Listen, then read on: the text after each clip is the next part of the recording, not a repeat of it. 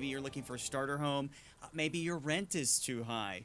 Maybe you're struggling with different ways to help your family, help family members. There's a lot of people living in multi-generational households. There's a lot of different issues here that we want to try to tackle, but the goal here is to make this solutions-based because we know it is not easy out there. It's not, and unfortunately my microphone is not working right this second, so Okay. you're going to have to take this with us. Okay, we are just having a couple technical issues, but LaDonna is going to join us momentarily as soon as we get those fixed. Why don't we go ahead and get right into this if we can? We're going to have a series of experts, elected leaders, stakeholders with these issues over the next hour and 45 minutes. So thank you for tuning in. I want to get right into our first segment. I'm really excited for this one here. We've been talking you guys up, all right? Don't disappoint us. No, I know you won't. Okay, we have two really good experts who are tracking all of these trends. I want to introduce Glenn Farley, who's the director of the Common Sense Institute, and also Elliot Pollock, CEO of Elliot D. Pollock and Company. And gentlemen, both of you I know are, I mean, this is an understatement, but extremely well-researched when it comes to all sorts of housing trends that we are seeing right now that we've seen over the past few years. I want to just start with you, if I can, Glenn. If somebody asked you to describe the current state of the Valley housing market, what would you say? Well, that's a great question, and I think that question, when it was asked to me a couple of years ago, prompted us at the Common Sense Institute to create what we call the Home Buyers Misery Index, and I think the one-word answer is miserable. But the Home Buyers Misery Index attempts to capture why and how miserable it is compared to historical averages simply by looking at the normalized sum of home prices and interest rates over time. And for the vast majority of buyers, a home purchase is a combination of how expensive is the home, but also how expensive is my mortgage going to be in terms of the interest rates. We found an interesting thing, which is historically over time, the misery index was flat, as in conditions didn't get any more miserable even as home prices went up because interest rates went down. What's different about today is we have both high prices and high interest rates simultaneously, not getting better. That's never really happened before in the past, and it's made things especially miserable for home buyers today. It's like a double whammy then, LaDonna. Well, it is. And, you know, Elliot, you've been looking at the economic picture of the Valley forever. For decades, really. What is it that you've seen? What changes that you've seen make you think, okay, well, this is why this happened? Well, there's a lot more regulation now than there was years ago. The commodities that go into a house have gone up. And so since 2000, housing prices have gone up almost 50%, while incomes have only gone up 30%. So talk about misery. Basically, historically, about 28% of your income should have gone for a house payment or rent. And now in Phoenix, it's in the 40s. Well, if you're spending that much on housing, there's not a lot left for other stuff. And so that's a very difficult situation. And also, when I was a kid, which basically was before there was radio, so you probably... You know, that is like a million years ago, man. Back in the 70s. When I thought you were 35. Yeah, when I bought my first house, basically, and all the way through the 80s, 90s, housing was roughly 3 times your annual income was the typical house. It's up to 5 times your annual income. So the cost of a house has gone up far faster than incomes. On top of that, as you pointed out, that the housing stock that first-time homebuyers usually buy from is existing housing, some inexpensive new housing, but generally it's getting on that first rung of the ladder so you get in what becomes the American dream. And that is very, very difficult now because 63% of people out there have mortgages of 4% or less. So unless you're buying, they wouldn't be going anywhere. They're not going anywhere. Right. Unless it's a dire emergency, they're not going anywhere. And the other thing that's so strange, when I was a kid, the average age to get first-time home buyer was probably 31, 32. And it got into the 30s and higher 30s and then 40s. You know what it is today? 56 years. Last year, the average home buyer, new and existing, was 56 years old. And it's not because old guys decided, hey, it's time to buy a house. It's that they already had a house. They were already on that ladder, so that when they sold, they had the equity to buy another house, probably a trade-down house. But if you're in your 20s and 30s, you can't get on the ladder. And that is a dire situation for what has always been the American dream. And you hear about, younger people postponing the things that are basic to growing up. They're not postponing these things because they want to. They're postponing these things because they have to. And mainly the major one is housing. Out of necessity, it sounds like. Right. Glenn, let's talk a little bit about incomes because, Elliot, you just mentioned that incomes have not gone up concurrent with the prices. Why are incomes so, I don't know, for lack of a better term, depressed? Well, that's an interesting phrasing it sort of implies that the problem is the rate of income increase. We've actually seen incomes rising much more quickly in the past couple of years than historical norms. The problem is that the cost of housing during the pandemic, and this really is in the bank, this is baked in, it's occurred in the past at this point, growing on medium term to ancient past. It was 2020 to 2022 was the vast majority of the home price increase that Elliot talked about. We saw a 40% increase just in the span of those 2 years in the Phoenix metro area. Incomes are rising quickly since, but it takes many, many years to catch up with that kind of home price appreciation.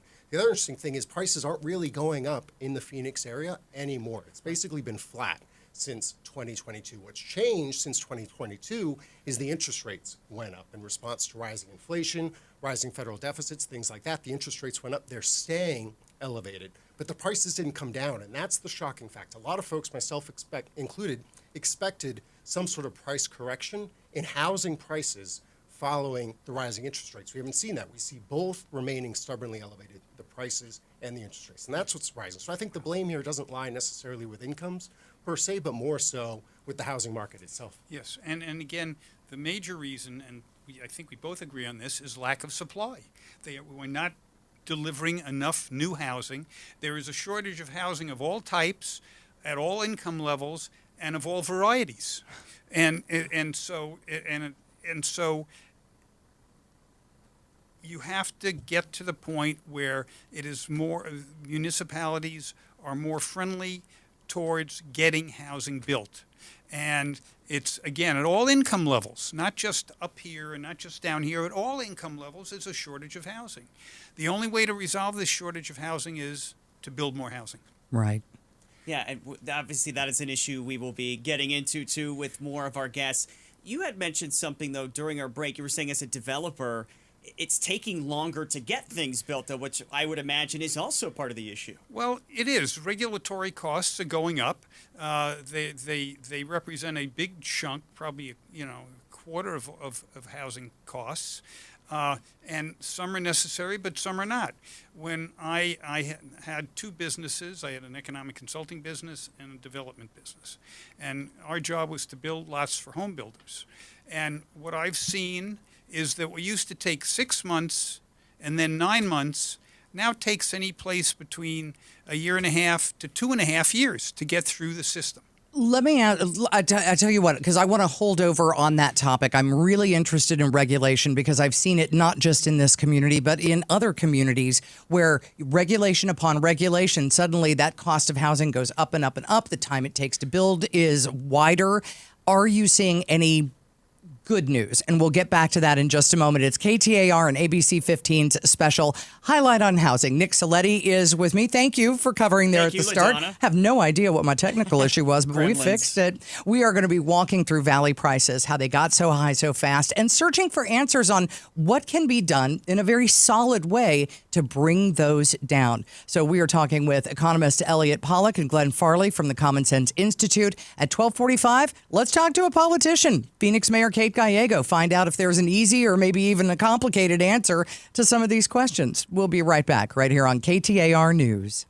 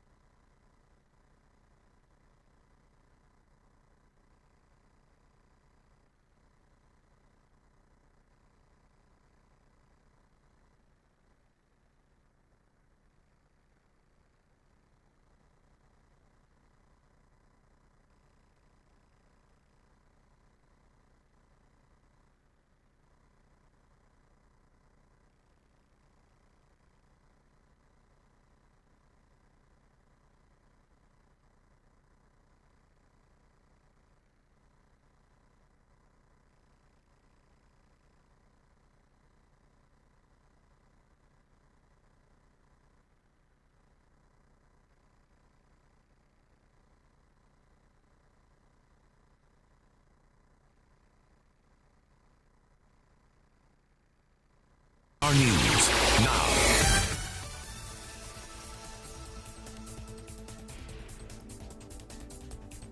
KTAR News Time 12:30. I'm Susan Monday, and here's our top story. The battle over the Starter Homes Act continues in the Arizona legislature as the search for how to address the state's affordable housing challenges continues as well. Governor Hobbs says the bill could be one part of a larger approach, which is already underway. We have invested enough for 3,000 shovel-ready homes to be affordable housing to be built. Our mortgage assistance program, the Arizona's Home Program, has helped 500 families afford new homes. And please join KTAR's LaDonna Harvey and ABC15's Nick Saletti in progress right now for a 2-hour special called Highlight on Housing. One more day of high temperatures in the 90s before a cooler weekend arrives. By tomorrow, looking at high temperatures only in the upper 70s to lower 80s, and that'll continue for the remainder of the week. And meteorologist Mark O'Malley says more normal temperatures should return to start the new week. Some concerns about regulations requiring Canadian visitors to register and get fingerprinted will harm Arizona's economy. More than 820,000 Canadians visited Arizona in 2023, according to the state's Office of Tourism. Meanwhile, scheduled flight bookings from Canada to the U.S. are down 70% compared to this time last year. And now for a check on traffic from the Valley Chevy Dealers Traffic Center. One crash to watch out for in Phoenix on 12th Street and Highland Avenue. This traffic report brought to you by Blue Sky Pest Control. Worried about scorpions? Blue Sky Pest Control gets results. Call 602 Blue Sky. Hello, Blue Sky. Goodbye, scorpions. And now for a check of your KTAR weather. Sunny skies today, high 91. Clear skies tonight, low 62. Right now, 86 degrees in Glendale. Weather brought to you by Howard Air and Plumbing. Whether replace or repair, call Howard Air and Plumbing. And I'm Susan Monday on Arizona's news station, KTAR News. KTAR News 92.3, the KTAR News app, and KTAR.com. A KTAR News and ABC15 special. Highlight on housing. And in the next hour and a half now, we are trying to get to the bottom of not just high home prices and high rents and a lack of affordability in a town that used to be known for having such a great cost of living and where nice homes were affordable to almost everyone. I'm LaDonna Harvey. And I'm Nick Saletti. LaDonna's right. Not only do we want to find out, what the heck has happened over the past few decades, but we also want to find solutions and hopefully give you some hope right now if maybe you're one of those people that's hoping to get into the market right now. I want to just quickly reintroduce our guests. We have Glenn Farley, the director of the Common Sense Institute, and we also have Elliot Pollack, CEO of Elliot D. Pollack and Company. Elliot, I want to pick back up with you because when we were last joined with you guys, we were talking about some of the regulations that could be maybe slowing things down, maybe causing some of those prices to go up. So give us an overview of that and maybe what some solutions could be. Well, there are a lot of, first of all, I guess I'll be blunt. The problem with a lot of cities is their planning departments are full of guys who got their degrees at schools of architecture or schools of liberal arts, but not schools of business. So not only don't they have a clue as to what they're doing, how it affects the market and the end user, the homeowner, they don't care, okay? And so there's no balance in terms of do we really need this regulation or will the marketplace take care of it? There's a combination of both. And I can't tell you which regulations are necessary and which regulations are not, but nobody's looking at that. That's the first place I'd look. Secondly, politically, every time somebody builds an apartment, the only guy who shows up in favor of it is the developer himself. Whereas there'll be 100 NIMBYs. We don't want this apartment, blah, blah. We want, Right. And it's hard to believe in 2025, you hear this, we don't want those people.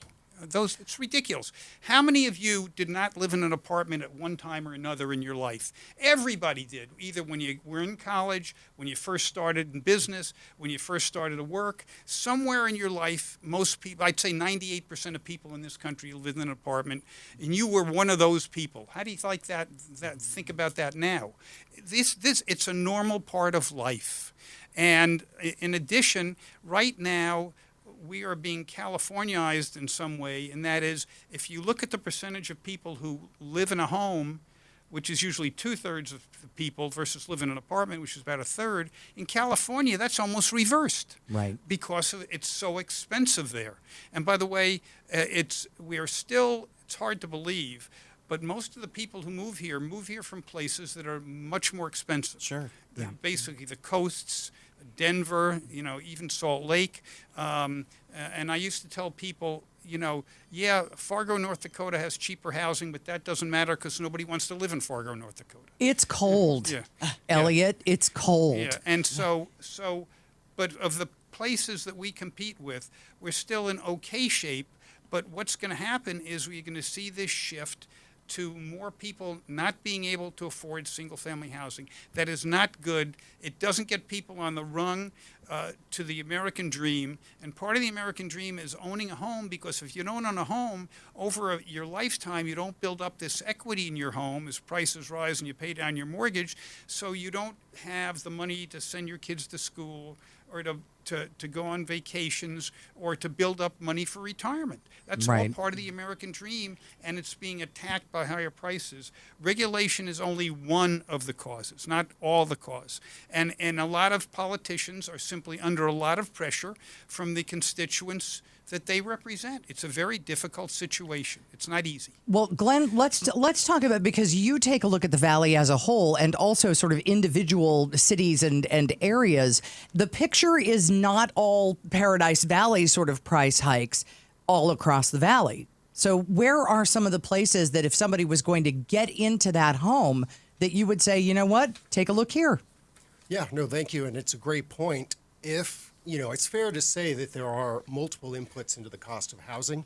Zoning, permitting, and other regulatory issues are not the entirety, but it's also fair to say that if these other things were the proximate drivers, the main drivers, we wouldn't necessarily expect to see the sort of discrepancies that we are seeing. But even within the Valley, everyone's facing the same constraints, sort of the cost of labor, the cost of supplies, but we see disparate choices about where we're building and how expensive the properties are that are being built. So let's talk about sort of the urban core, the large, old, established cities. These are your Phoenixes, your Scottsdales, your Paradise Valleys, your Mesas even. That's how fast the Valley is shifting. Mesa is now maybe more of a legacy city than a new city. But these are places that are large, have large populations, but they are not building. It is relatively difficult to get a permit to build. When you do get a permit, it requires certain lot sizes, certain luxury accoutrements like garages and things like that push up the cost of the housing that is getting built. Where are we building? In younger, smaller cities, in what I'll call the exurbs, the peripheries, the Buckeyes, the Right. Queen Creeks, the Avondales. You're seeing lots of permits being issued in these jurisdictions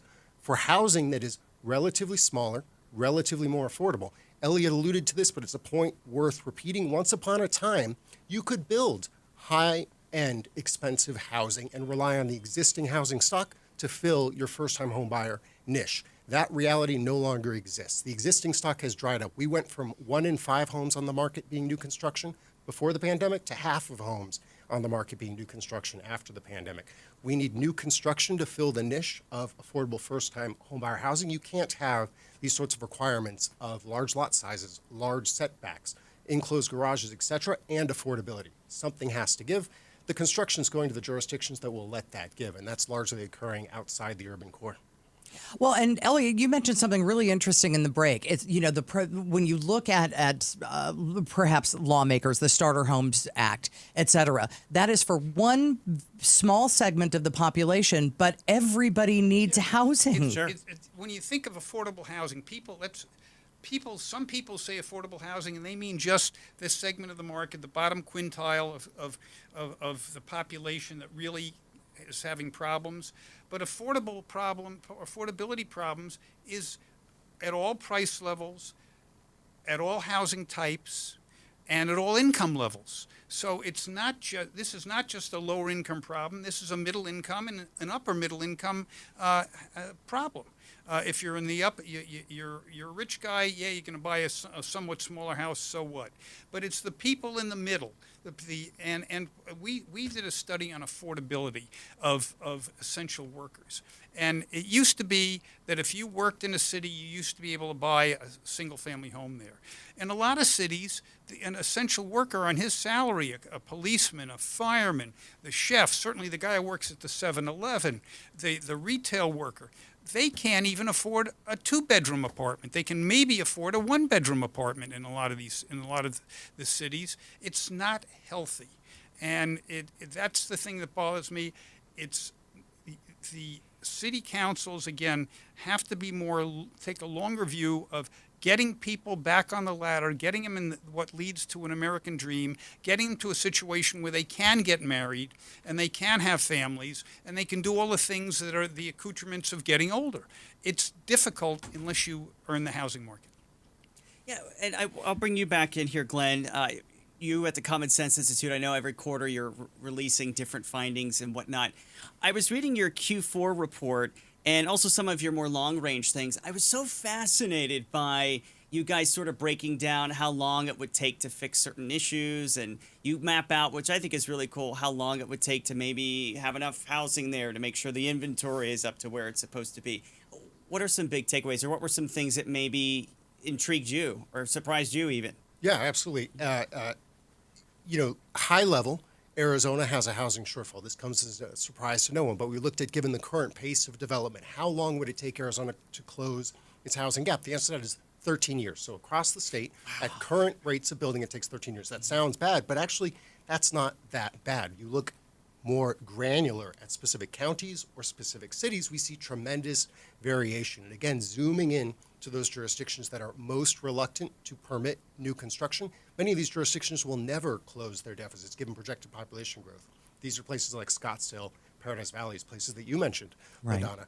Other jurisdictions, the places that I mentioned, these more periphery cities, we're talking to places like Buckeye, Queen Creek, Avondale, are on track to close their shortfalls, which are very small to begin with, but their existing shortfalls relatively quickly. Is it a surprise then that when you look at population growth figures, which cities in the valley are growing? The small, historically small, periphery cities, 45 minutes outside the urban core, the Buckeyes, the Queen Creeks, and Avondales. People go where they can, not necessarily where they want to be, but where they can be. And if those are the only places that are going to open the doors to development and allow people to come at an affordable price point, that's where they're going to go.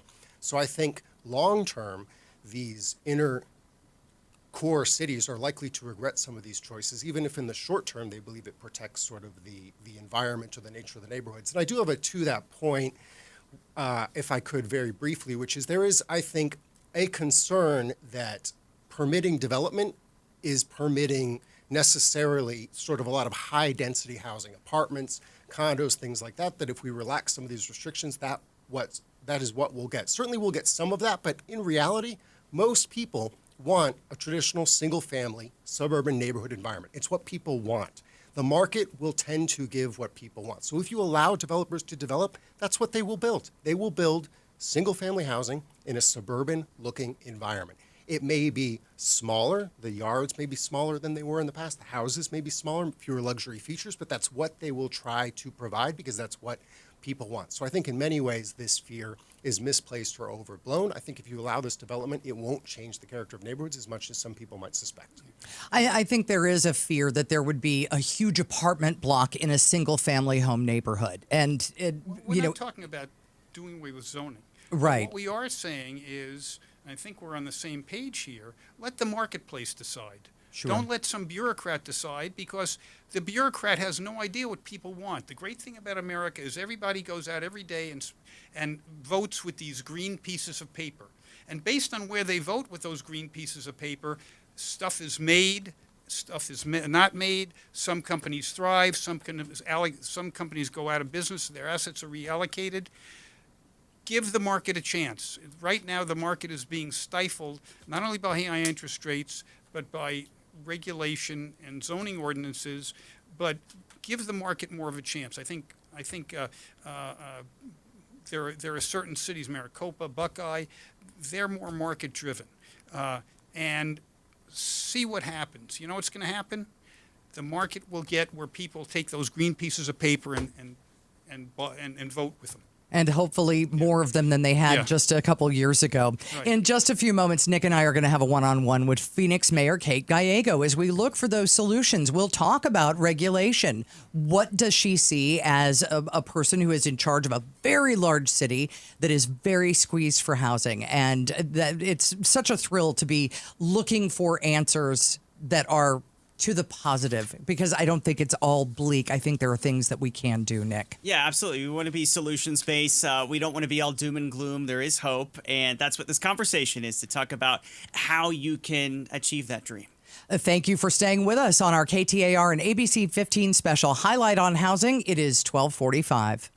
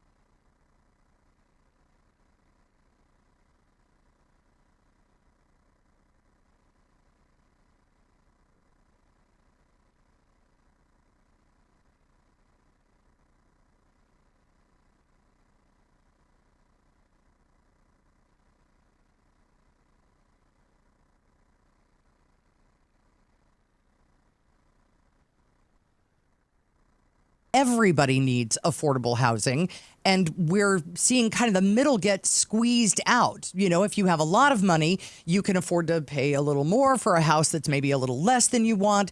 If you have programs that are available to you as somebody who's lower income, you've got a little bit of support, and the middle income person is kind of left out there flying in the breeze with no assistance and also, you know, no money because their paycheck hasn't kept up with the cost of housing.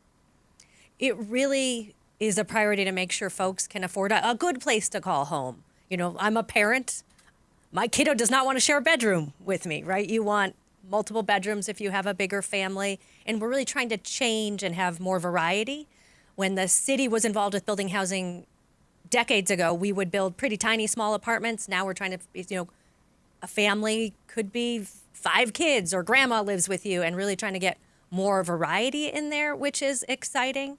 We're also trying to build products that will make sense for people across multiple incomes and diverse. Our probably most excitement right now is about a new affordable housing project we're launching at 7th Avenue in Washington.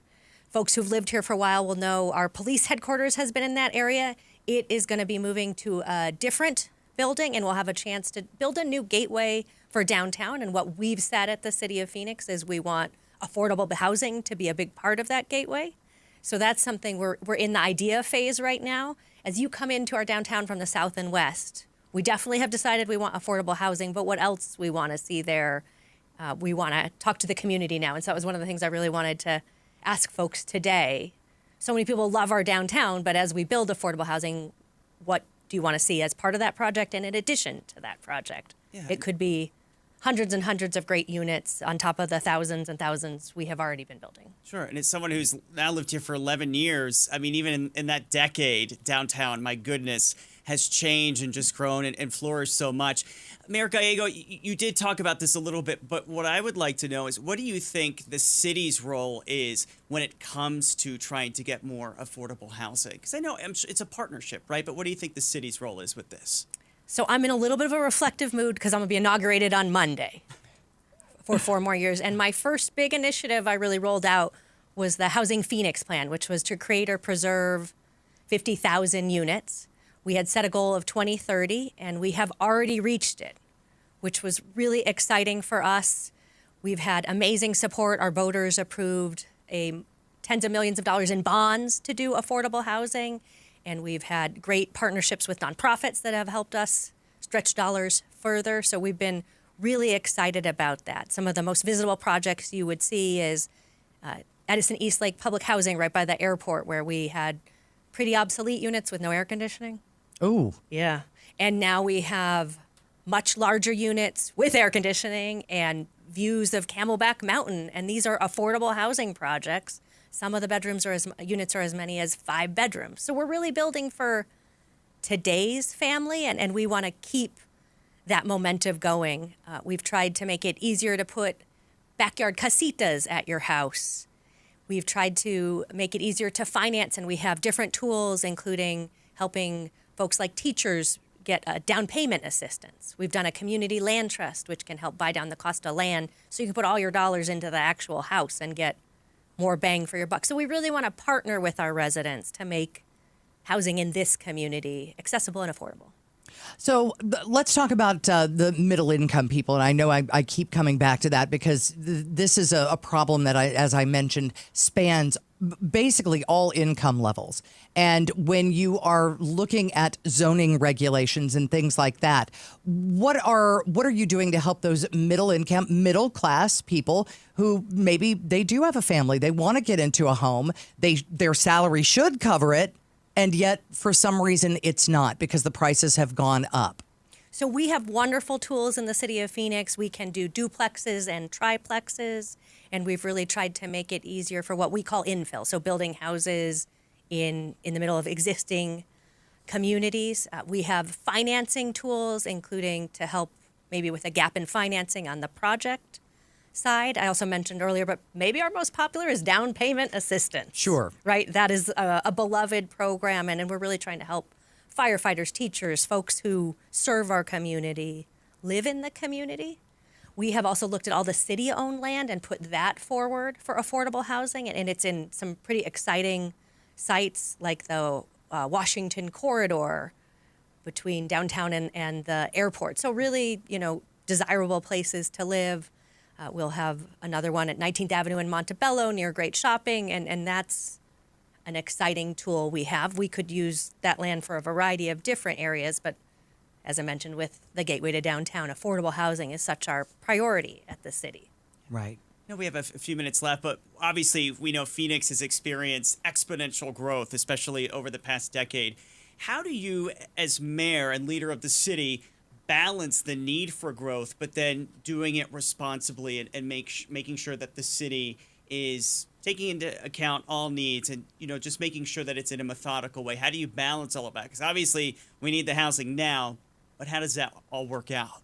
So our voters help us with that. We do a long-term plan, and ours just passed with 79% approval, which is, you guys follow politics. That's pretty Sure. impressive. Wow, that's but unheard we of. try to lay out as we grow and develop. We need new fire stations. We need new water infrastructure, and we really try to plan it all together so that we can meet the needs of our existing residents. As you well know, Nick, water's a real priority for me. I'm very committed to that. We have a 100-year water supply for anyone coming into Phoenix before we break ground. And so we're working very hard to invest in things like water recycling so that we have a stronger water supply. We've invested in a lot of infrastructure to make sure that we have multiple different water supplies so we can grow as there's challenges, particularly on the Colorado River. If you drove along the 51 freeway, there's a big pipeline. People were asking what that's about. That's making sure if the Colorado River water has some challenges that we can still have new water or get water supplies to all parts of our city. So hopefully you don't ever have to think about our water and sewer, but you should want elected officials who will worry about that, because in the desert, water is closely connected to housing. Phoenix Mayor Kate Gallego with us here on KTAR and ABC15 special highlight on housing. We appreciate the time. It's great to have a lens kind of looking into a very, very specific area of the valley and the things that are being done to help people get into that home or get into an apartment that is a little more affordable, but also maintains the beauty of some of our neighborhoods, which are, let's face it, we live in a gorgeous place. Absolutely. I mean, gosh, I think about the Encanto neighborhood. I mean, so many things. Also, I think Mayor Gallego just gave us the next topic for our roundtable, water. I'm just going to put that out there. Water use. I think we could do a whole roundtable discussion on water. Well, we are all very, very thirsty. We are very thirsty. So it's great to keep that in mind. And also, Mayor, just I know that you have a lot of things that are going on because you are getting ready for your inauguration and for another 4 years. When you look ahead at Phoenix and you say to yourself, this is what I want for residents when it comes to housing, some place for people to go, what is the most important to you personally? I want to make sure we have a diverse city that meets everyone's needs. For some people, the exciting urban environment of downtown makes sense, but maybe if you're at a different phase in life, you need housing where you can age, that's accessible for a wheelchair. And we want all of that to be available in the city of Phoenix. One of the things I love about cities is that they're diverse. And so you want people from all different income levels and backgrounds to be able to find a great place to call home. We don't want every part of the city to be the same, but we want you to be able to find your place in Phoenix. When you look at regulatory issues, how are you paving the way to get those diverse things happening? We're really trying to be intentional about putting a lot of housing along transportation infrastructure, because we also, as we make these investments, don't want your commute to get worse. So if we put where you can have a better commute, that can be very helpful. So you're seeing a lot of apartments and condos along our light rail system and freeway system. And then that can really help us get that density. But we also know that that housing style is not for everyone. And we now have a diverse single-family rent-to-own, which is not a product you see everywhere in the community, but might make sense. For most of us, home ownership is the goal. For most people in Phoenix, that's where your wealth is in your home. And so we want to make sure we have policies where our residents can own homes and not out-of-state investors, although they're doing very well in the city of Phoenix. But that's why we've invested in things like down payment assistance and the community land trust. And it's so fun to meet people where you've helped them get the keys to their house. Those are the good days. Like I wish you all would get to see the people who get keys to houses in partnership with the city of Phoenix, because it is fabulous. Phoenix Mayor Kate Gallego, you're listening to KTAR and ABC15 special highlight on housing. Next hour, we're talking with data analyst Garrett Archer, Jackson Mole, the Home Builders Association. We're talking to Buckeyes Mayor. We're getting more answers as to how we can get housing that works for us in Phoenix, right here on KTAR.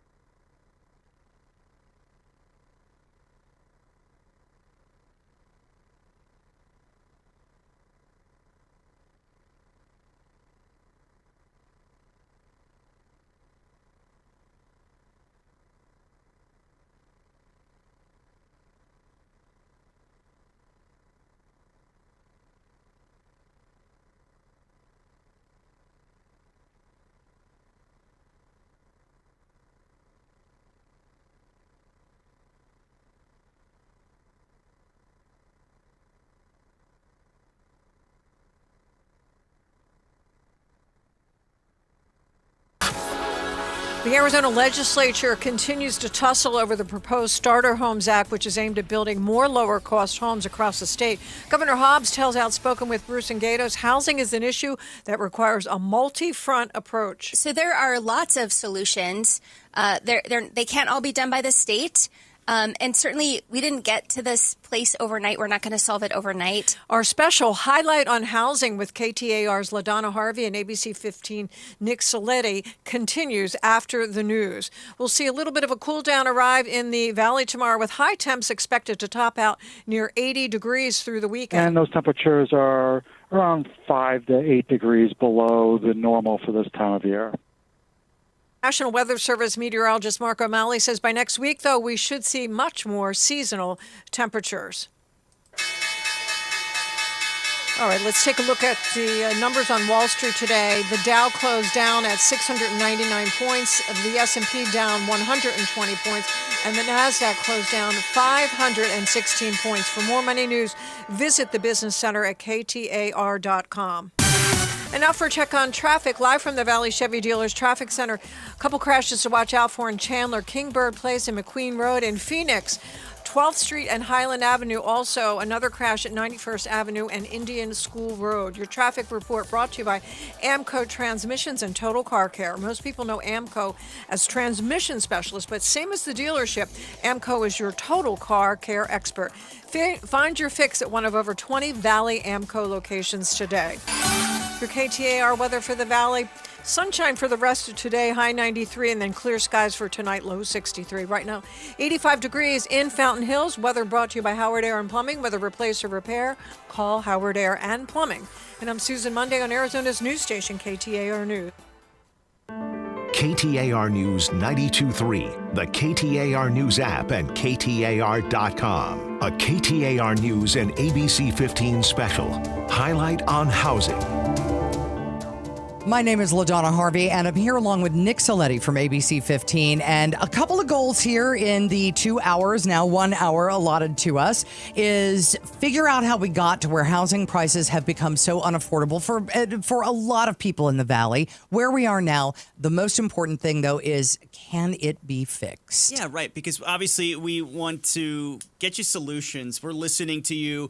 We get it. We know it is very stressful. There's a lot of anxiety around the housing market, really across Arizona, rentals as well. So we want to help you along the way, achieve that American dream. Whatever your goal is, we want you to know that there are some solutions, and that's what we're here to do, bring in the experts and stakeholders to try to talk about it. And one of those experts is data analyst Garrett Archer. And Garrett, if you could, give us the big picture of where housing in the Valley stands today and where it all went sideways for us. Sure.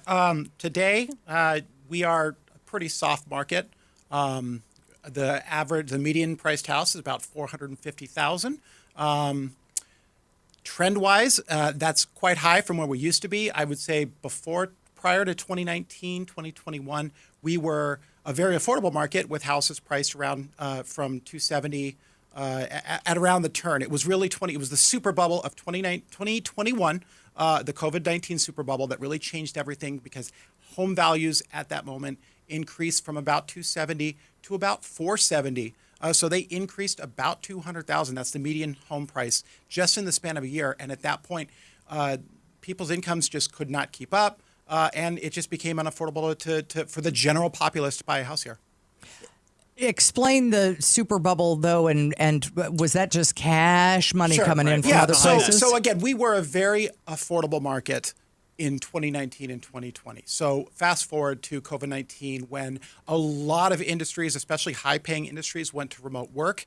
I'm talking places, especially our proximity to Los Angeles and San Francisco. A lot of buyers from those areas took advantage of the equity that they had in those houses and came to markets like all around the country, but we'll just focus on places like Phoenix and Las Vegas, where they came in with so much more resources than the general buyer here. A lot of and cash. So if anybody sold a house during 2021, 2022, I'm sure they remember that they would put it on the market. Within 24 hours, they'd have 30 offers, and all of them would be above asking price. And that's sort of what drove the market into this inflated super bubble until we got to the interest rates. As soon as the interest rates started to climb, it just became completely unaffordable to get a house. The average mortgage, the median mortgage, went from I think around 1,080 or something to 2,100. Ouch. Again, Ooh. in the span of a year. That's the big thing to remember. Is it's just that's what it was the shock to the system that we're still dealing with today.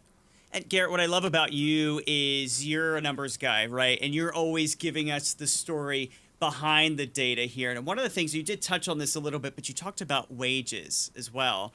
And I believe you do have some data I do. about wages. Yeah. So break down, where's the correlation here with Yes. that? So wages, the median income in the Valley today is about $90,000. That's the median household income according to projections from the census, about $90,000, right? That's grown about 75% in the last 13, 12 years. That's pretty good, right? And in fact, when you index that to home values and the growth of home values, they pretty much stayed in line. So let me just back up for 1 second here. When you're looking to buy a home, they have what's called a price to earnings ratio, which people like to say, okay, as long as your as long as your mortgage stays within about 25 to 28% of what you earn gross, you're okay. That is considered affordable, right? So prior to that, median incomes, home values, they're growing at about the same rate. That price to earnings ratio is staying at around the 20 to 25% range. And again, come to 2021, and the amount that you needed to buy a house then just shoots up. And today, the amount sort of recommended to buy the amount of salary recommended to buy a median house is $112,000. And again, we're only at $90,000. So there is now an imbalance between the median salary and what is recommended. And if you look at the math around that, I know we have a camera here, so I'll just show this, this graphic. You can't see it if you're on the radio, but this is my handy graphic that shows how home values and salaries sort of kept in line until the super bubble, and they don't reach equilibrium again until 8 years from now. So in 8 years, if salary growth continues the way it is and home values don't change, then we'll be at equilibrium where it will be affordable for the median buyer to get a house here again.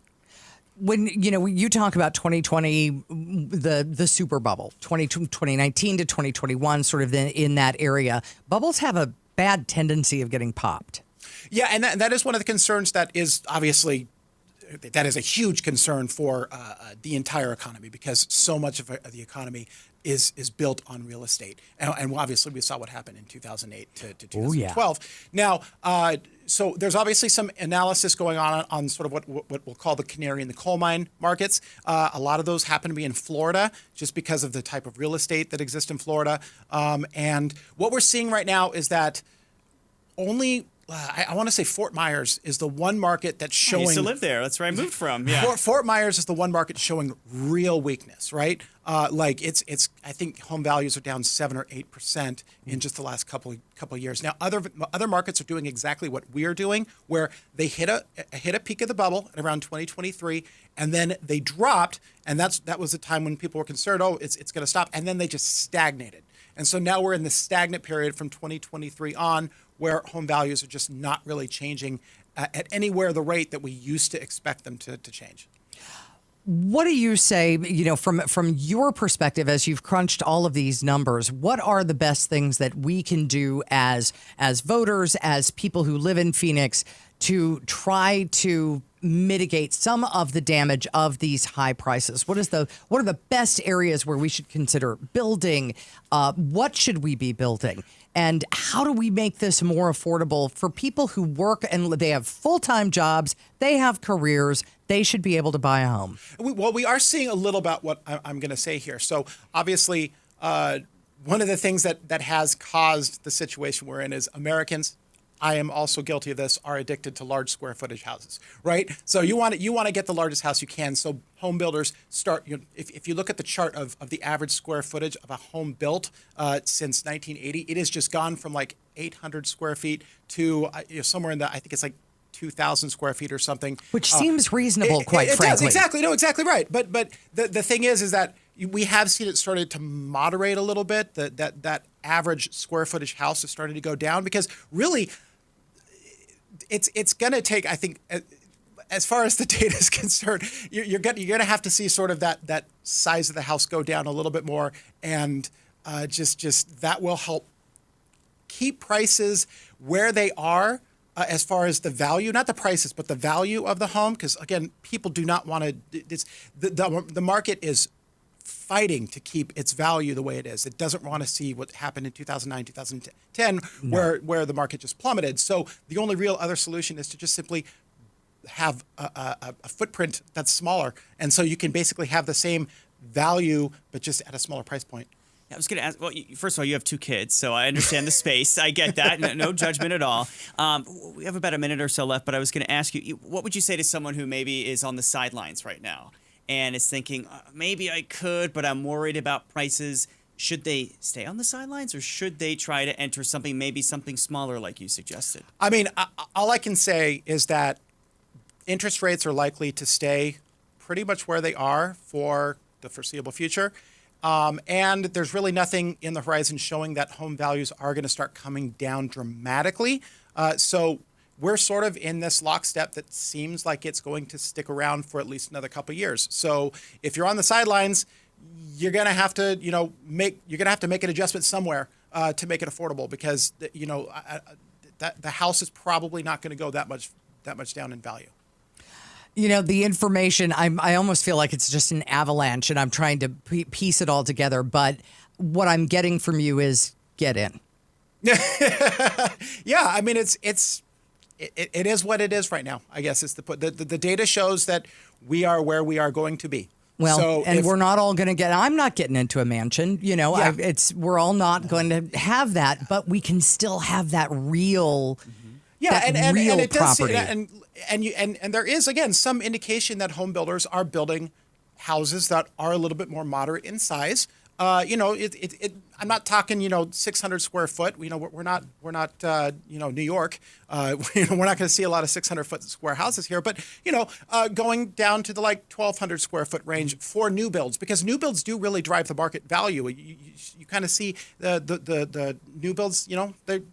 They sort of are on the leading edge. So if they're moderating in size, the values are staying around the same, it should sort of make that affordability quotient go back into that 20 to 25% range. You are listening to KTAR and ABC15 special highlight on housing. We have been talking with data analyst Garrett Archer, and we still have a lot more to come, including with 2 sides of the Arizona Starter Homes Act. 2 very different perspectives. That's on the way.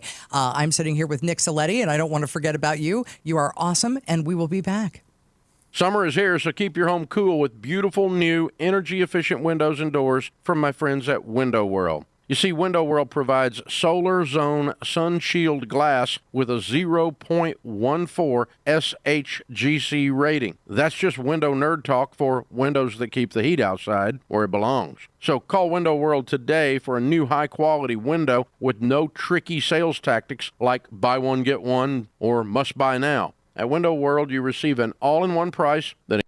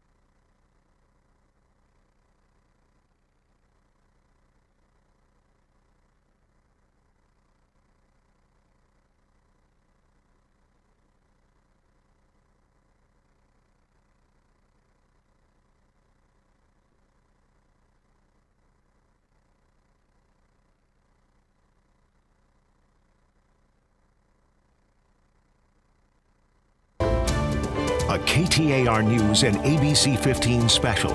Highlight on housing.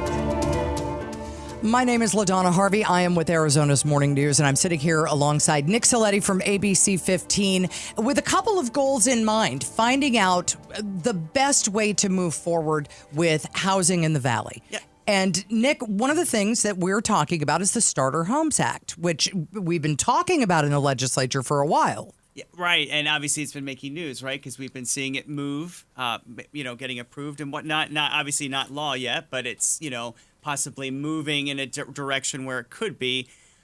Obviously, a lot of heated opinions on both sides. We're not going to get heated today, but we know that there's people really for this that think that this is great and this is the solution. There are folks who worry, well, wait a minute, it might take away some of a city's autonomy. So we're going to dive a little deeper into that. Very deep, and we're going to do this in a no fisticuffs zone, gentlemen, because we understand that there's a lot of screaming that goes on between you. Jackson Mall, I'm making that up, by the way. Jackson Mall, who is the CEO of the Home Builders Association of Central Arizona, a supporter of the Starter Homes Act, and Buckeye Mayor Eric Osborne, who is also with the Arizona League of Cities and Towns, and you don't like it so much. So let's start with Jackson. Why are you for the Starter Homes Act, and what do you think that it brings to the table that we don't have right now?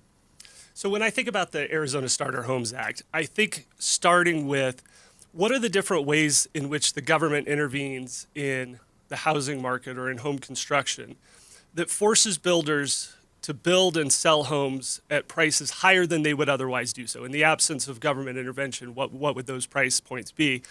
And the Starter Homes Act hits on almost all of them. And so it hits on things like minimum lot sizes, setbacks, design and architectural requirements. What types of amenities can the government force you to put in as a new subdivision developer? And it checks off each and every one of those boxes. And so that's one of the reasons that we have supported it. Now, Buckeye Mayor Eric Osborne, let's get your overview of what you're seeing that's going through the legislature right now with the Starter Homes Act, because the League of Cities and Towns here in Arizona is not for this. Yeah. Well, thank you for the opportunity to come here and speak. And I was fully expecting that we were going to yell and scream and hit. I was sorry about the hair pulling, but you don't have any hair. You're and right. So that's yes. a problem. For those on the radio, yes, that's true. So we think that a bill that addresses affordable housing and starter homes should actually apply to starter homes. And there's nothing in the bill that forces these homes to be sold to new buyers, first-time buyers, or to folks that are looking to buy that first home.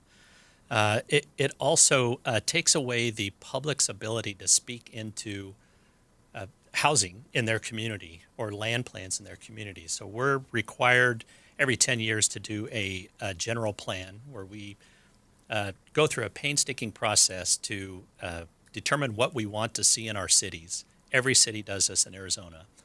And out of that plan, we know where residential's going. We know the types of residential that are going there. We know where industrial's going, where the commercial is going. And a bill like this takes the ability for, and that also goes, that general plan also goes out to the residents and they vote on it and approve it. This bill takes that ability for residents to have a say in what they want built in their community completely away. And so if I'm moving in with an expectation that adjacent to my house, I'm going to have single-family homes of a certain variety, and this bill allows, there's variations of this, but a much, much higher density, in some cases apartment-level density, adjacent to single-family homes or where we thought single-family homes were going. It's a complete change in what I thought I was getting at the city. And then further, it makes it very difficult to plan. So that general plan informs our capital improvement projects. It informs transportation projects. It informs how many fire departments or police stations or just infrastructure in general are going in a specific area, because we know generally what's being built. This takes that completely away from cities and residents. moving forward. I know this is going to come as a big shock to everybody, but I disagree with the mayor in a couple of these points. Respectfully, of course, because we love the mayor in the city of Buckeye. But no, I hear this a lot, that one of the criticisms of the bill is that there's nothing in this that directly ties to affordability. And we, of course, disagree with that for a couple of different reasons. Number one is you heard from two economists earlier today that talked about how if you build more housing at all types, that helps everybody across the board, including those that are looking for starter homes. And I think about it this way. If I'm a first move-up buyer, for instance, I can't move up any higher than what my budget allows me to go. And so if there's not homes that are available at that price point, now I'm forced to compete with somebody for a starter home. So there's the indirect benefit of creating less competition for those starter homes, but then there's the direct benefit, as we talked about earlier, of getting rid of some of these interventions in from government that increase the cost of housing. And with the Starter Home Act, there's a real simple way to think about it, which is this allows builders to build a small, modest home on a small lot. These are the types of products that are very, very difficult throughout all of the Phoenix market to build. There are some places where you can build it, but by and large, the government just doesn't allow it. The mayor talked about kind of the general plan and how we think about housing. And it's important to understand the distinction between the general plan and kind of zoning. So zoning does two things. At the outset, it dictates land use. It says what's going to be residential, what's going to be commercial, what's going to be industrial. This bill doesn't do anything to change the city's ability to decide where housing is going to go, where industrial is going to go, and so forth. But what it does do is the second part of zoning then details with what we call development standards. So this is how big are the lots? What are the setbacks in the front and the side yard? How high are the buildings, and so forth. And here is where we do some intervention into how cities regulate those in order to give builders the ability to deliver that price point for the home buyers so that they can buy that first home and start to build equity and experience that portion of the American dream. So we think about it a little bit differently, that it's not taking away the city's ability to dictate where housing goes. It's just once we've decided that that's where housing is going to go, now we're going to say the city's limited in its ability to dictate some of those development standards. Jackson Mole, a CEO of the Home Builders Association of Central Arizona, a supporter of the Starter Homes Act. And I know, Buckeye Mayor Eric Osborne, that you have an answer to that. And we have to go to a break, but I'm going to let you do that right when we come back, because this is the kind of back and forth that I think people need to understand what could be happening in their neighborhoods, how we could be building affordable housing. Is there a happy middle in here somewhere, I was just too? going to say, I some want you middle guys ground. to think about Yeah. that. Mm-hmm. Nick Saletti is with me. He is with ABC15, and this is our highlight on housing right here on KTAR.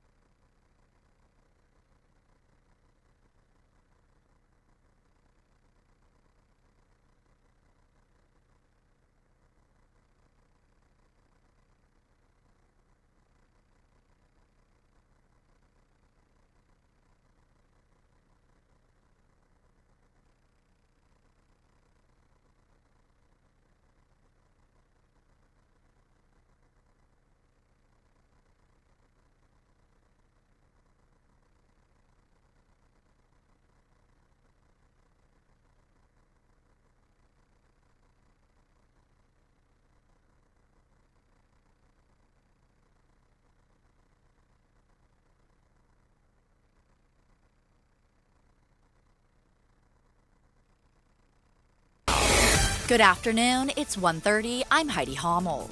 Today, U.S. District Judge James Boasberg says he may hold the Trump administration in criminal contempt of court over violating orders to stop deportation flights to El Salvador. KTAR legal analyst Barry Markson explains. In the use of the Aliens Enemy Act of 1798 that the Trump administration is using to deport illegal immigrants that it says are part of Venezuelan gangs and other criminal enterprises. The district judge says it may refer the contempt for prosecution, urging the Trump administration to comply with its order and stop the deportations that are occurring without due process. KTAR eyes on the economy. Some in Arizona fear regulations that require Canadian visitors to register and get fingerprinted will harm Arizona's economy. More than 280,000 Canadians visited Arizona in 2023, according to the state's Office of Tourism. The data firm OAG reports scheduled flight bookings from Canada to the U.S. are down 70% compared to this time last year.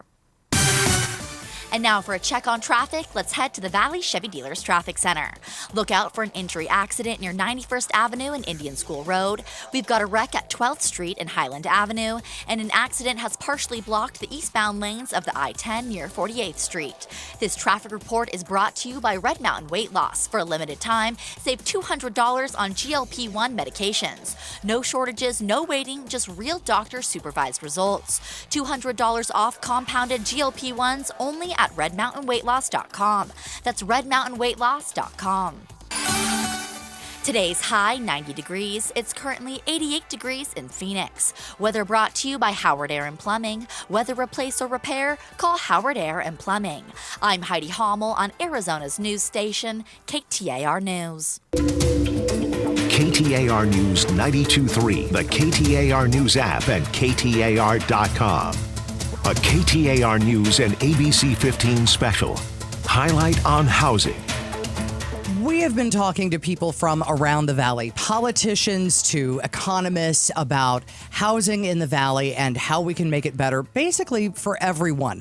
This hour, we've been talking to CEO of the Home Builders Association of Central Arizona, a starting Homes Act supporter, Jackson Mall, and Buckeye Mayor Eric Osborne, who is also with the Arizona League of Cities and Towns, which is not in support of the Starter Homes Act. Yeah, we've been having just a friendly conversation, I'll call. I think it's been pretty friendly. Obviously, as LaDonna set up, you're on opposing sides of this, but Mayor Osborne, I wanted to start with you because I know that you wanted to respond to what Jackson had said before we went to break. So hearing that in his argument, what is your response? Yeah, I think some of the principles that he's referring to, zoning, are found in those general plan documents also. And I think I'd also just like to say that from a Buckeye perspective, we were 6,500 in population in the year 2000. We've grown to, today we're 120,000 in population. Wow. We will be 300,000 in population by 2040, so almost triple in 15 years. And we have not made home building more difficult, and I think we can agree that it's gotten more efficient in the city of Buckeye through processes and great conversations with the home builders on how we can be better partners and speed to market from a residential perspective.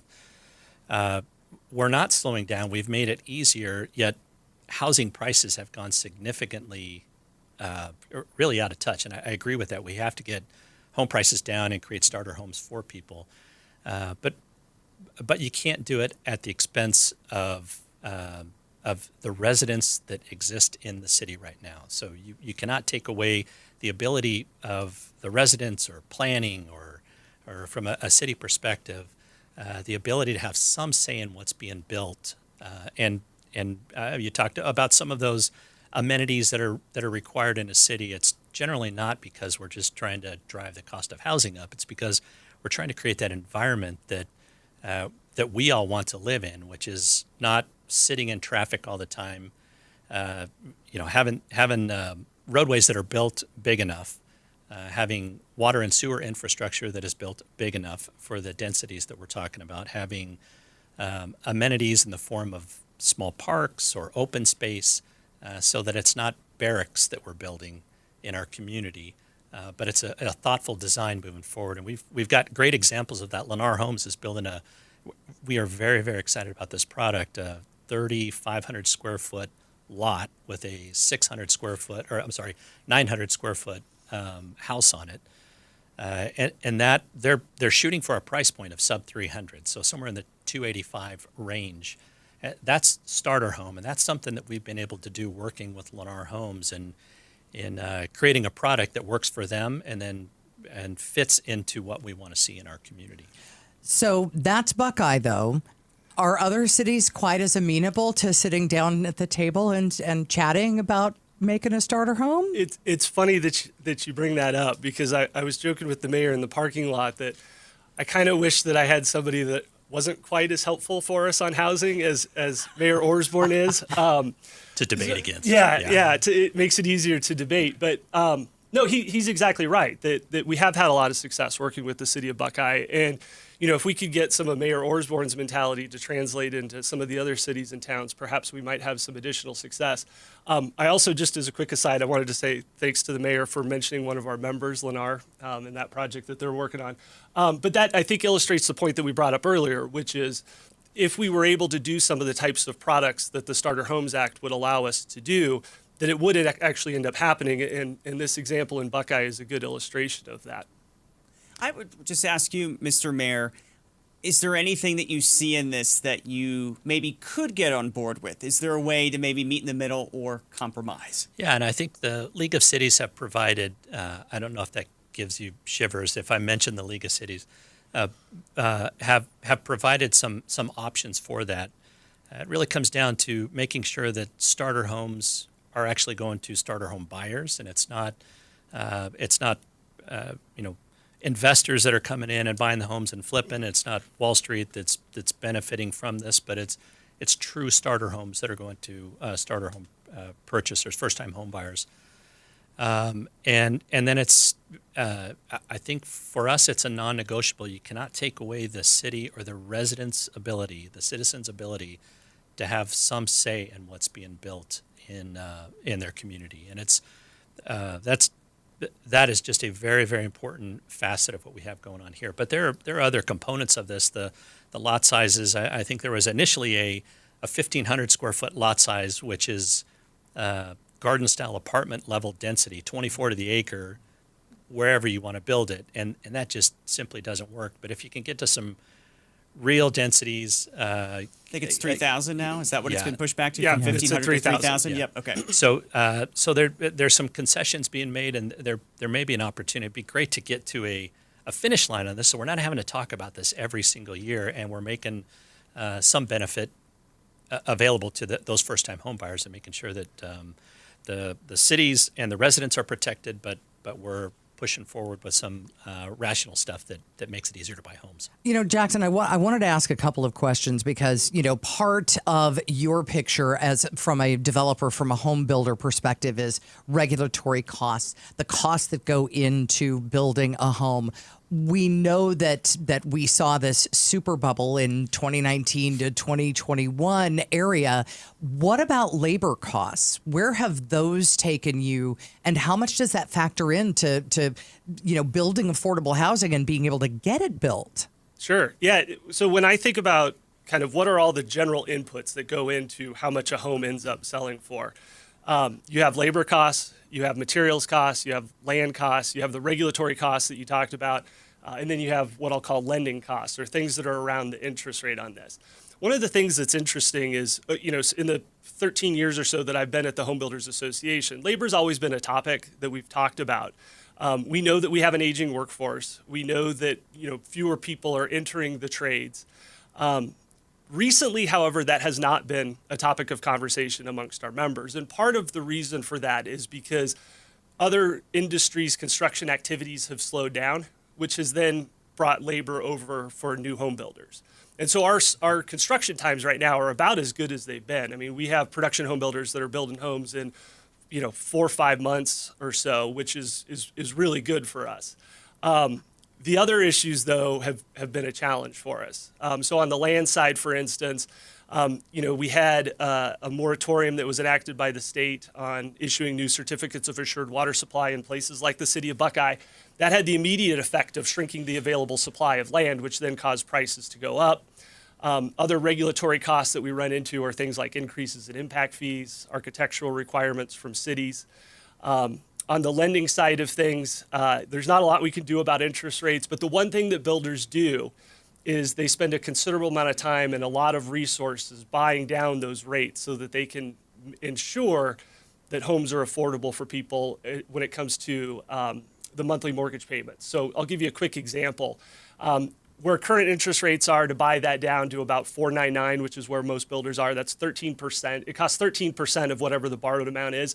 So on a $500,000 loan, for instance, that's $65,000 that the builders are spending to draw down that interest rate. Then they'll oftentimes also put in closing costs, which is another $10,000, which means for the typical home in Phoenix, we're spending about $75,000 to make sure that that person can afford the mortgage payment on that home. And so when the mayor talks about how we want to make sure that these starter homes are actually for owner-occupiers and people are actually living in these homes, we're the ones, the industry, that's putting our money behind that to ensure that that happens. And so we certainly share that goal with the mayor. How sustainable is that?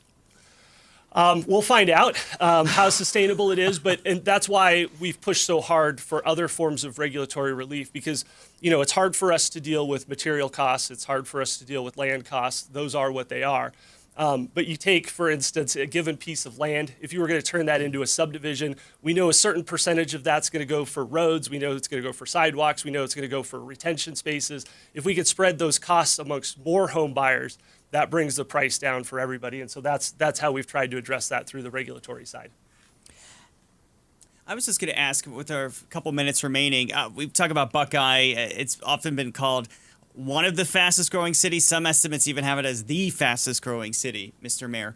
How do you balance that, though, of needing, of course, new homes for this population that's booming, but then doing it in a way that's methodical, responsible, and kind of checking all the boxes? Because I'm sure threading that needle is not easy. Yeah. There are a lot of challenges with being one of the fastest growing cities in the United States. And it's not just the city of Buckeye. There are several cities throughout Metro Phoenix that tend to be that. I think there's 700,000 people that move here each year. So a massive number of people coming into the Metro Phoenix area. And that has all of us growing. So it's difficult to keep up with infrastructure. It's difficult to keep up with fire stations or police stations. It's difficult to keep up with the amenities that residents moving in are looking for, whether that's open space, parks, ball fields for t-ball or whatever it may be that's close to home. Those date night restaurants, the retail that we're looking for. It's a challenge to do that. I think we're meeting that challenge, but again, going back to making sure that there's some voice in how we're planning this community out. We know that we're going to be the fastest growing. I think the estimates are 250,000 entitled lots on the west side of the White Tank Mountains, north of I-10. It is a staggering amount of development that we have ahead of us, but we have to have thoughtful plans in place, a general plan, and some ability to decide where that density goes throughout our community moving forward. Jackson Mole, the CEO of the Home Builders Association of Central Arizona, and Eric Orsborn, the mayor of Buckeye, seeing two sides of the same coin, trying to get people into homes, trying to keep neighborhoods the way that people want when they live there, and do it in a way that's very thoughtful. And, hopefully we can kind of work this through with the Starter Homes Act that makes both of you happy, because you both seem like nice people. Jackson has a t-ball game to get to. He's coaching his son's Little League game. Right. So it doesn't get any nicer than that, right?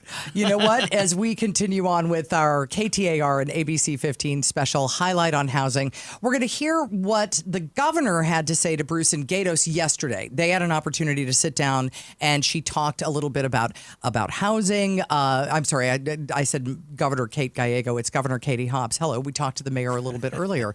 And we get kind of an idea of where she is thinking and what she says she may or may not do as far as that Starter Homes Act goes. Yeah, we'll have That's her in coming just up. a second. Yeah, right here on KTAR.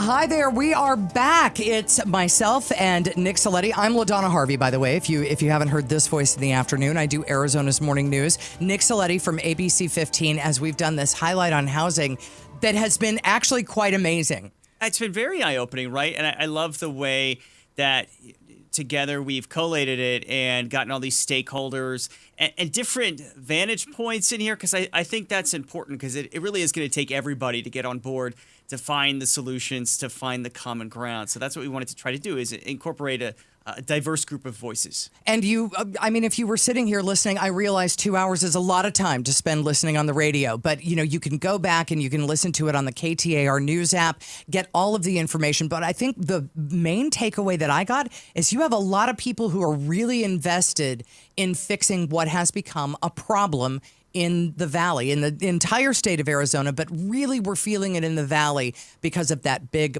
bubble that we saw in 2020, 2021. Yeah, but you have a good point, LaDonna, about there is hope, right? Like you said, there's Sure. people trying to find new solutions, point out current ones, try to see, again, what common ground we can find. So yeah, we don't want you to be hopeless. The point of this is to help you and be in it together, because we're all in this together. We live in this community. We get it. We understand. We want it to stay as cool as it is, but we also want to know that our neighbors, the people who are living in the apartments down the block, have an opportunity to buy a house. Sure. That, one of these days, maybe I can do that here. Now, the governor did talk with Bruce and Gatos. We were not able to get the governor in studio. She's very busy. And the Starter Homes Act was one of the topics of conversation. They wanted to know where it was, kind of in the process. Like much complicated legislation, it continues to be worked on, and I think it's one of those things that we'll see towards the end of the session, which I hope is very soon. We need the Republicans to bring a budget forward. So I think, and we talked about this bill last time I was here, for me, the primary concern is making sure that Arizonans are able to own these homes. And that's why we put forward an alternative proposal.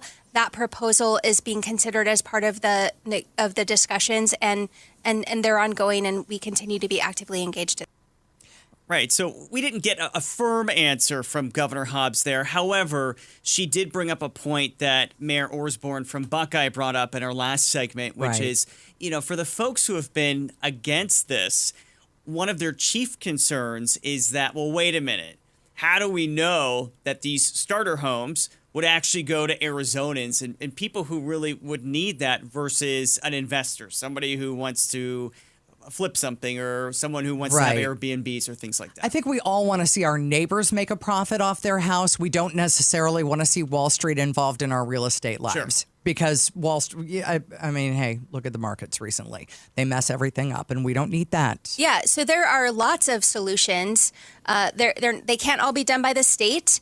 And certainly we didn't get to this place overnight. We're not going to solve it overnight. I talked about in my State of the State, taking aggressive action around short-term rentals and ensuring, again, that those aren't eating up all of the affordable housing supply in communities. We didn't see a bill on that make it through this year, but it's something that communities across the state want to continue to work on. We've invested a lot. We have invested enough for 3,000 shovel-ready homes to be affordable housing to be built. Our mortgage assistance program, the Arizona's Home Program, has helped 500 families afford new homes. So there's a lot of solutions. The package of bills I signed last year that helps to cut red tape and increase housing supply. Again, the starter home bill is another tool in that toolbox. All right. Governor Katie Hobbs talking to Bruce and Gatos yesterday in a KTAR exclusive, giving us a few answers. Right. And, I think there's still a lot that needs to be worked out. And obviously we've seen this. This is at least the second iteration of the Starter Homes Act, right? Because we saw it before. It didn't get approved. To that point, I do still think there's probably some things that need to be worked out really on both sides. They are. And what we're learning, I think, is that while we all understand that this is a really complicated issue, that there's more than one thing that goes into it. You look at regulations, the cost of building, and, the fact that maybe developers don't have quite as much freedom as they could in getting a starter home to get somebody in there. But we're also seeing that, across the board, from people who make a lot of money in the Valley to people who don't make much money, the pressure is on all of those populations. And we have to alleviate that. If you build a home that somebody wants to buy, they will come and buy it. Absolutely, yeah. But you bring up a good point, LaDonna, about how, and our experts are saying this too, it's impacting all segments of the population, right? In a very big and impactful way, for lack of a better term. Everybody's feeling the pinch, and there are a lot of people who are really looking for answers. One of those was, it's called the Axon Bill. That's what it's been dubbed, right? Yeah. By the people who are not for it. Axon is not directly named in this bill. Bruce and Gatos asked the governor flat out if she was going to sign what opponents are calling the Axon Bill. I'm still looking at the bill, but what I can tell you that I'm focused on is building and bringing companies to Arizona that are going to create jobs. And Axon bought state land. They were committed to building their headquarters here. And then they wanted to do more. They want to build housing for their workforce on the site, which is where kind of all of the controversy started. Mm-hmm. The apartments argument. Yeah. I think it's great that an employer wants to provide a solution to an issue we're facing in Arizona. So, and just to give you guys a little bit of background in case you're not familiar with this, so this is the mega development, I'll call it, off the Loop 101 in Hayden, an approximate area that Axon would build for their headquarters, but then the new addition to it would be that it would include housing for their employees, right? Right, and not just a small number of a lot of housing. Right. But some of the neighbors said they didn't want it. Now, did you hear an answer from the governor there? I mean, I thought she was very politic about it. Sure. And I know that they... do you have another bite you're going to play? Yeah, okay, I was going to say. They pushed her a little bit. All righty. You're signing that bill, right? I got a feeling you're signing that bill. Still looking at it. Still looking at it, okay. All right. It's a hard maybe, is what I got out of that. Big company. And that's probably what we're going to get out of the governor on that so far. She says basically it just arrived on her desk and she does need to read it. She did say, I want them to stay in Arizona, right? Yes, she did. Not that we want to read the tea leaves too much, but she did say she would like them to stay here. Look, and there's people in Scottsdale who would say, well, wait a minute. And this is sort of some of the issues we touched on in our last segment. Right. There's this idea of cities should have autonomy and should be able to decide what goes in, what doesn't go in. That's what their perspective is. But then there's the other perspective of, well, wait a minute. If they're coming in with their solutions, right, of and they're that having is housing, a solution. right, then why not? That's what the other side would say to this. And, here you go. They're both right. That's that is the problem in dealing with an issue that's this complicated. Both sides many times have many great points. What we've learned, though, I think, is that with enough people, enough of a brain trust on this, we can come up with and are actively working on in Arizona solutions that will at least not make everybody mad. You'll probably be mad over some of them, but not all of them. And some of this is going to alleviate the crunch on people who should be able to buy a home and live comfortably here or rent and not have to spend most of their salary on it. Right, yeah, we don't want that. We want people to continue to love living here, but to be able to thrive living here too and get a piece of the pie. And that's what the Valley's always been about, is people come here and they just thrive. It's what makes it such a wonderful place to live. Yeah. This is KTAR and ABC15's Highlight on Housing. I hope that you enjoyed and took things away from it that are good for you, that give you an idea of where to start, or maybe even gave you the idea that maybe you ought to put a down payment on something soon. A little motivation. LaDonna Harvey, it's been amazing. Thank you for being such a good partner in this. It's been fabulous. I think that we should probably go have lunch. Likewise. Yeah. This is KTAR, and I hope you guys have a great day.